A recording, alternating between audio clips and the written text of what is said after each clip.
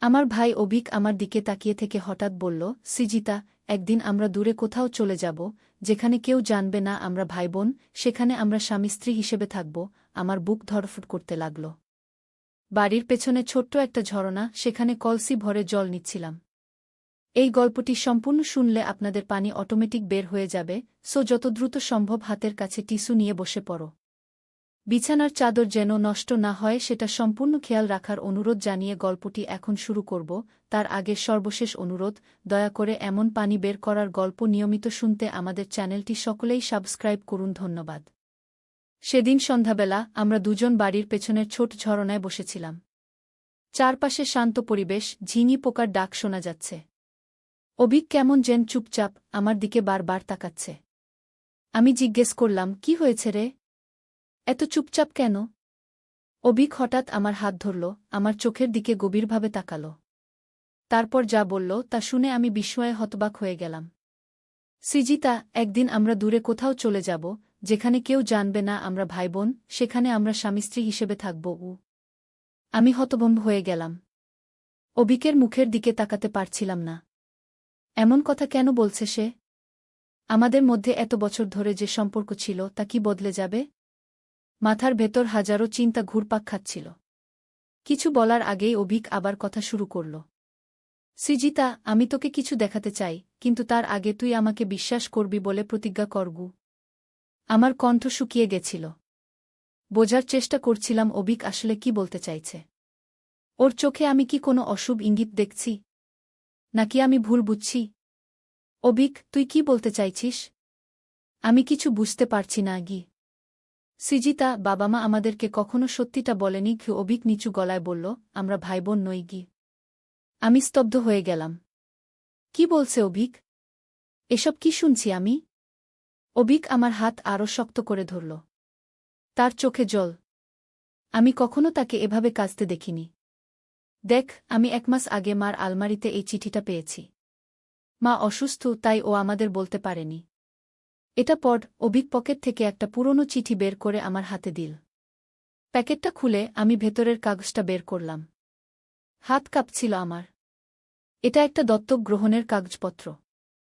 আমি আরও মনোযোগ দিয়ে পড়তে লাগলাম। আমার নাম যেখানে থাকার কথা সেখানে লেখা ছিল অনিন্দিতা রায়। জন্ম তারিখ আর অন্যান্য বিবরণ দেখে বুঝলাম আমি আসলে দত্তক নেওয়া সন্তান। কিন্তু তাহলে অভিক? অভিকও এরকম একটা কাগজ আমার হাতে দিল। ওর আসল নাম অনিকেত দাস। তুই আর আমরা দুজনেই দত্তক, অভিক ধীরে ধীরে বলল। আমরা রক্তের ভাইবোন নই। আমাদেরকে একই অনাথ আশ্রম থেকে নেওয়া হয়েছিল। আমাদের বাবা মা কখনো বলেনি আমাদের সত্যি পরিচয়। হয়তো ওদের মনে করুণা ছিল, আমাদের আলাদা বাড়িতে না পাঠিয়ে একসাথে রাখতে চেয়েছিল ও। আমি বিশ্বাস করতে পারছিলাম না। আমার জীবনের মূল ভিত্তিটাই যেন কেউ টেনে বের করে দিয়েছে।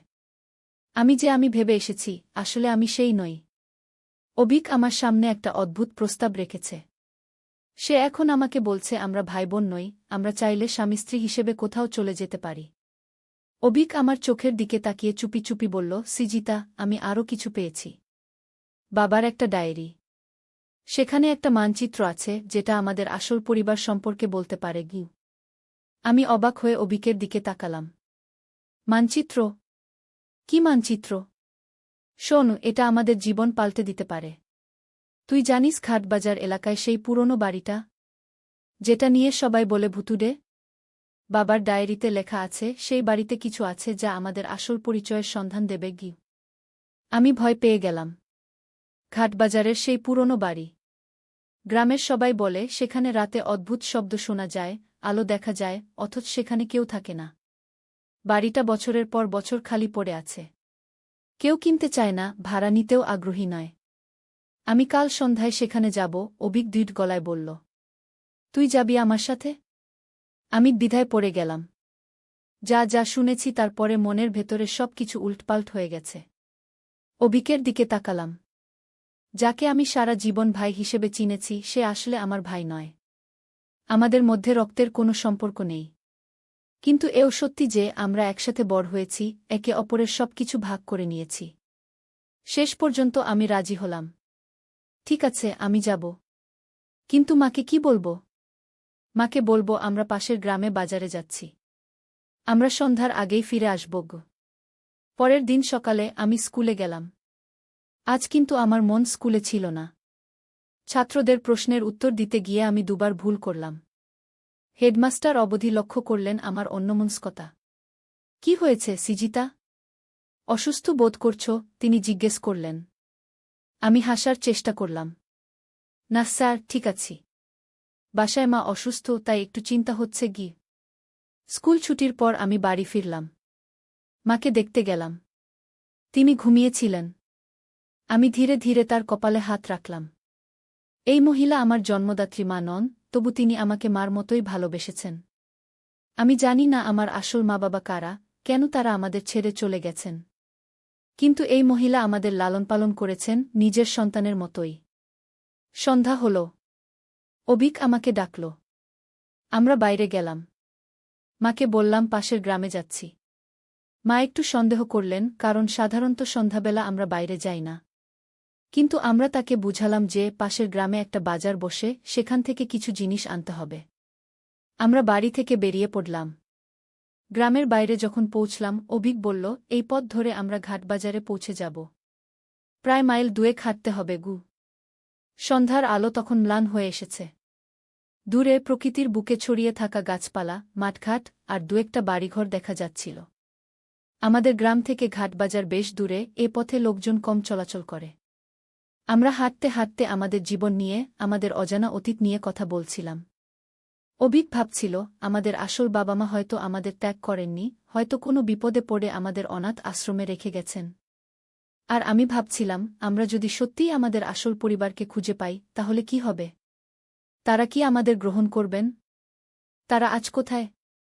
হঠাৎ করে আমরা একটা শব্দ শুনলাম। যেন কেউ আমাদের পিছু নিয়েছে। আমরা থমকে দাঁড়ালাম। অভিক আমার হাত চেপে ধরল। শব্দটা শুনলি? সে ফিসফিস করে বলল। আমি মাথা নেড়ে সায় দিলাম। কিন্তু চারদিকে তাকিয়ে কাউকে দেখতে পেলাম না। শুধু গাছপালা আর সন্ধ্যার অন্ধকার।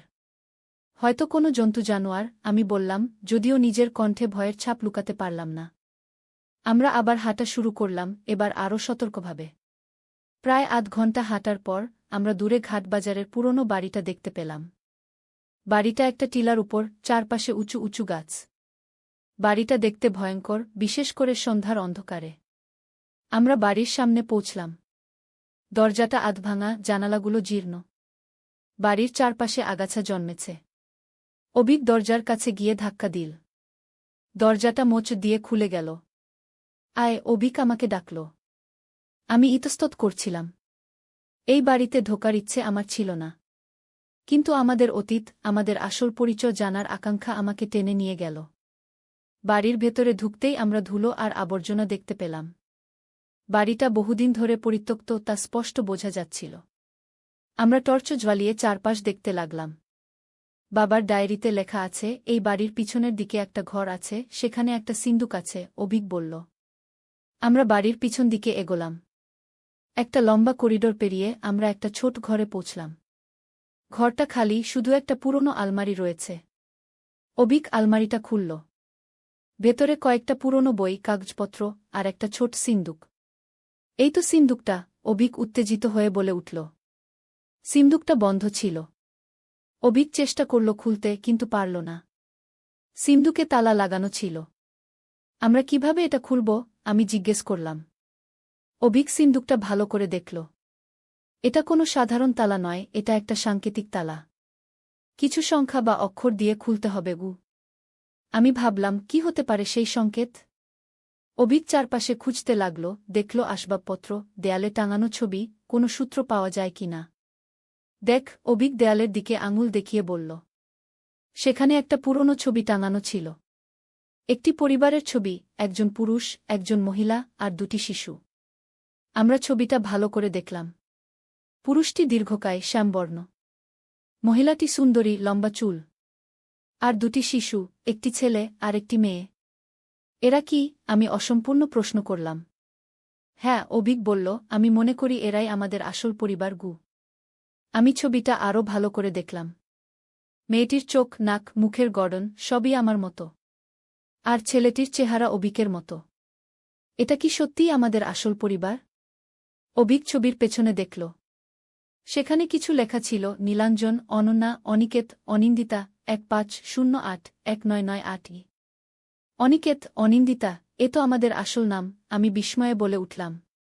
এবং 1508-1998, এটা হতে পারে সিন্দুকের সংকেত, অভিক বলল। অভিক সিন্দুকের কাছে গেল এবং সংকেত হিসেবে 1508-1998 টাইপ করল। কিন্তু সিন্দুক খুলল না। হয়তো অন্য কোনো সংকেত, আমি বললাম। তখনই আমরা আরেকটা শব্দ শুনলাম। কেউ যেন বাড়িতে ঢুকেছে। আমরা ভয় পেয়ে গেলাম। কে ওখানে? একটা গম্ভীর কণ্ঠ শোনা গেল। আমরা নিশ্চুপ হয়ে গেলাম। আমাদের মনে হল যে কেউ এসেছে, সে সিঁড়ি দিয়ে উপরে উঠছে। আমরা লুকাবো, অভিক ফিসফিস করে বলল। আমরা আলমারির পেছনে লুকালাম। পায়ের শব্দ ক্রমশ কাছে আসছিল। আমার বুক ধুকপুক করছিল। দরজা খুলে একজন বৃদ্ধ ভদ্রলোক ঘরে ঢুকলেন। তিনি চারপাশে তাকালেন, তারপর সিন্দুকের দিকে এগিয়ে গেলেন। আমি জানি তোমরা এখানে আছো, তিনি বললেন। বেরিয়ে এসো। আমি তোমাদের ক্ষতি করব না, গি। আমরা সন্দেহে ভরা চোখে একে অপরের দিকে তাকালাম। বৃদ্ধ লোকটিকে? তিনি কিভাবে জানলেন আমরা এখানে আছি? অভিক সাহস করে বেরিয়ে এলো। আমিও তার পিছনে বেরিয়ে এলাম। তোমরা কারা? বৃদ্ধ জিজ্ঞেস করলেন। আমি অভিক, এ আমার বোন সৃজিতা, অভিক বলল। তারপর একটু থেমে বলল, অথবা আমরা অনিকেত আর অনিন্দিতা গু। বৃদ্ধের চোখ বিস্ফারিত হয়ে গেল। তিনি আমাদের দিকে তাকিয়ে রইলেন, যেন ভূত দেখেছেন। অনিকেত? অনিন্দিতা?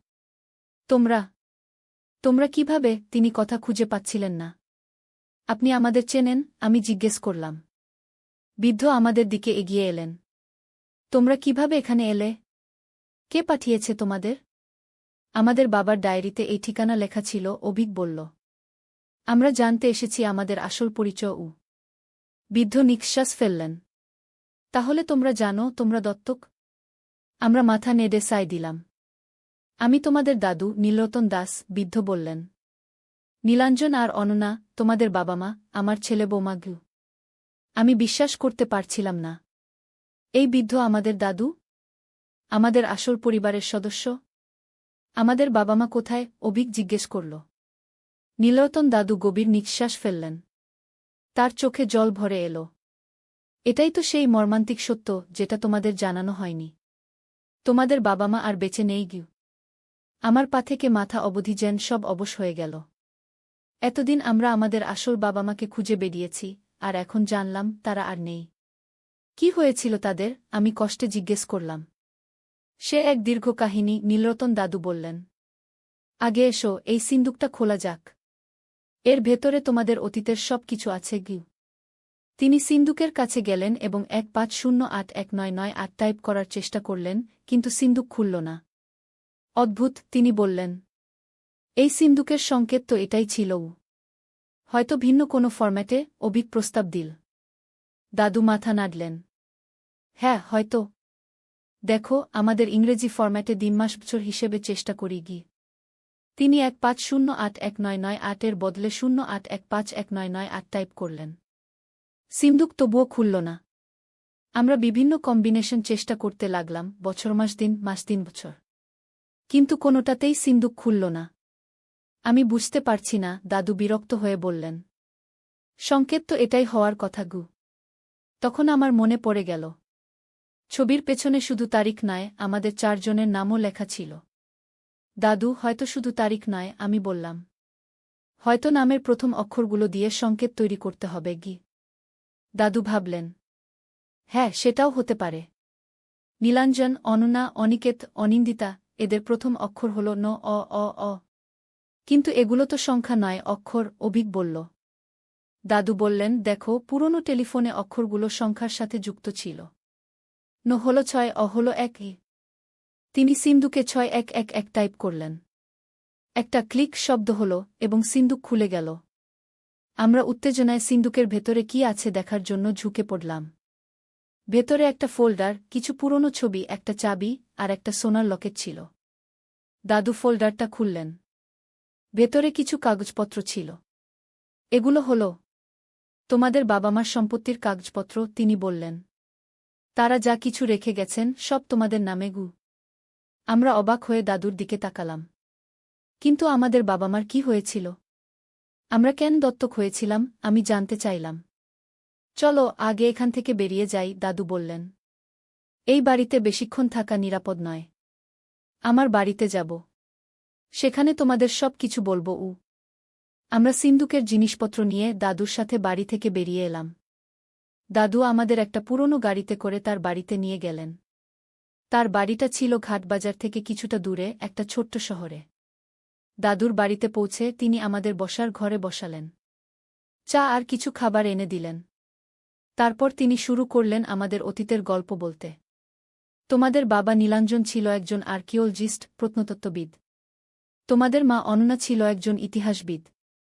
তারা দুজনে সুন্দরবনের কাছে একটা প্রাচীন মন্দির নিয়ে গবেষণা করছিল। দাদু একটা ছবি দেখালেন যেখানে আমাদের বাবা-মা একটা মন্দিরের ধ্বংসাবশেষের সামনে দাঁড়িয়ে আছেন।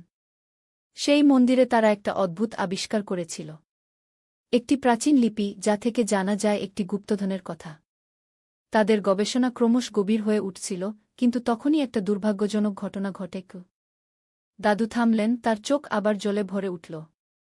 একদিন রাতে যখন তোমাদের বাবা-মা সেই মন্দিরে গবেষণা করছিল, তখন একদল অপরাধী সেখানে আক্রমণ করে। তারা ওই গুপ্তধনের সন্ধানে ছিল। তোমাদের বাবা-মা বাধা দেয় এবং তখন দাদু কান্নায় ভেঙে পড়লেন। তারা তোমাদের বাবা-মাকে হত্যা করে কি? আমরা স্তব্ধ হয়ে গেলাম। আমাদের বাবা-মাকে হত্যা করা হয়েছিল? কি ভয়ঙ্কর! তখন তোমরা দুজন মাত্র কয়েক বছরের শিশু, দাদু চালিয়ে গেলেন। সেই দুর্ঘটনার সময় তোমরা আমার কাছে ছিলে। খবর পেয়ে আমি ভেঙে পড়ি। কিন্তু এটাও জানতে পারি যে সেই অপরাধীরা এখনও তোমাদের খুঁজছে। আমাদের? কেন? অভিক জিজ্ঞেস করল। কারণ তোমাদের বাবা-মা সেই গুপ্তধনের সন্ধান পেয়ে গিয়েছিল এবং তারা সেই তথ্য তোমাদের কাছে লুকিয়ে রেখেছিল। মূলত সেই লকেটে দাদু সেই সোনার লকেটটা তুলে ধরলেন। এটা খুললে তোমরা একটা মাইক্রোফিল্ম দেখতে পাবে। সেখানে সেই গুপ্তধনের সঠিক অবস্থান রয়েছে। আমি বিস্ময়ে দাদুর দিকে তাকালাম। আপনি জানতেন এটা এখানে ছিল? তাহলে আপনি কেন এতদিন আমাদের খুঁজেননি? দাদু দীর্ঘশ্বাস ফেললেন। আমি খুঁজেছিলাম, কিন্তু তোমাদের খুঁজে পাইনি। তোমাদের রক্ষা করার জন্য আমি তোমাদের দুজনকে আলাদা আলাদা অনাথ আশ্রমে দিয়ে এসেছিলাম।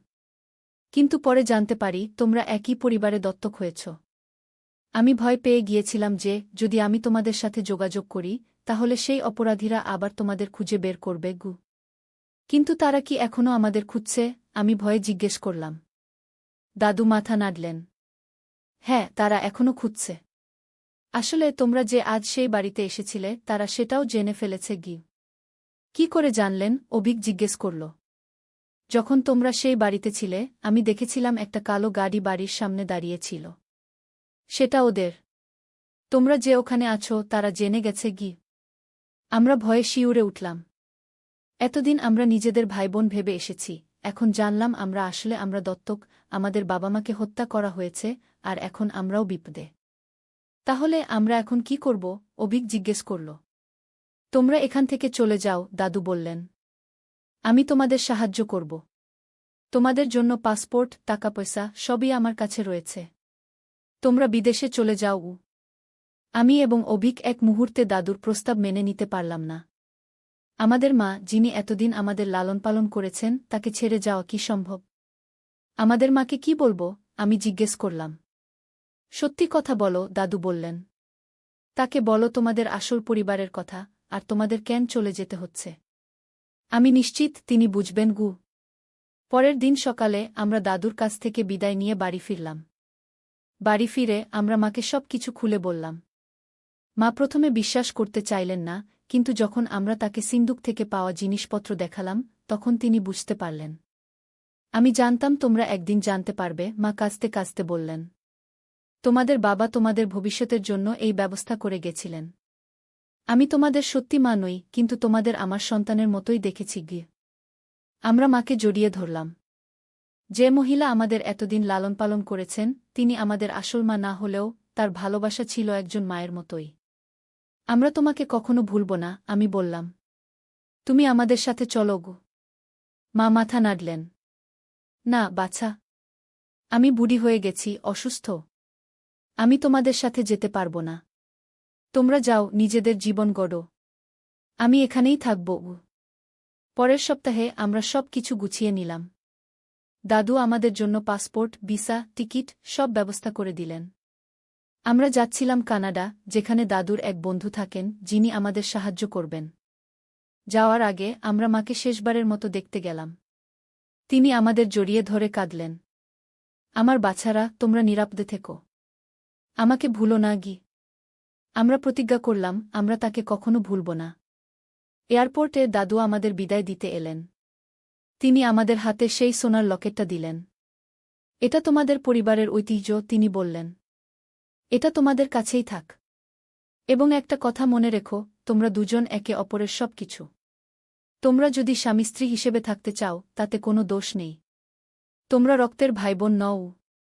অবিকের হাত ধরে আমি প্লেনে উঠলাম। আমাদের জীবনের নতুন অধ্যায় শুরু হতে চলেছে। আমরা জানি না ভবিষ্যতে কি আছে, কিন্তু আমরা জানি আমরা একসাথে আছি। প্লেন আকাশে উড়ে গেল। আমি জানালা দিয়ে বাইরে তাকালাম, নিচে ছোট হয়ে যাওয়া আমাদের গ্রাম, আমাদের দেশ দেখলাম। আমি ভাবলাম, আমরা কি আবার ফিরে আসতে পারব? আমাদের অতীতের রহস্য কি কখনো সম্পূর্ণভাবে উন্মোচিত হবে? আমি অবিকের কাঁধে মাথা রাখলাম। সে আমার হাত ধরেছিল। আমি ভাবলাম, যদি আমাদের বাবা মা জীবিত থাকতেন, তাহলে আমাদের জীবন কেমন হতো? কিন্তু এখন আমাদের নতুন করে শুরু করতে হবে, নতুন দেশে, নতুন পরিচয় নিয়ে। লকেটটা আমার হাতে ধরে আমি ভাবলাম, এই লকেটে যে রহস্য লুকিয়ে আছে তা আমরা একদিন উন্মোচন করব। আমাদের বাবা মার আত্মা শান্তি পাবে। আর তখন হয়তো আমরা আবার ফিরে আসব আমাদের আসল বাড়িতে। কিন্তু ততদিন আমরা দূরে কোথাও থাকব, যেখানে কেউ জানবে না আমরা কারা, আমাদের অতীত কি। আমরা নতুন জীবন শুরু করব, যে জীবনে আমরা শুধু অভিক আর সৃজিতা নই, আমরা অনিকেত আর অনিন্দিতা, দুটি হারিয়ে যাওয়া আত্মা, যারা একে অপরকে খুঁজে পেয়েছে। আর কে জানে, হয়তো একদিন আমাদের প্রেমের গল্প সারা বিশ্বে ছড়িয়ে পড়বে, ভাইবোন নয়, দুটি আত্মার মিলন, যাদের ভাগ্য জড়িয়ে গেছে অনাদিকাল থেকে। আমি জানি না ভবিষ্যতে কি আছে, কিন্তু আমি জানি অভিক আমার সাথে আছে। আর এটাই আমার জন্য যথেষ্ট। অনিন্দিতা, অভিক আমার কানে ফিসফিস করে বলল, আমি তোকে ভালোবাসি। আমিও তোকে ভালোবাসি, অনিকেত, আমি উত্তর দিলাম। আকাশে উড়ন্ত প্লেন মেঘের ভেতরে মিলিয়ে গেল, আর আমাদের নতুন জীবন শুরু হল, যে জীবনে সব সম্ভব, যে জীবনে আমরা নিজেদের নতুন করে আবিষ্কার করব।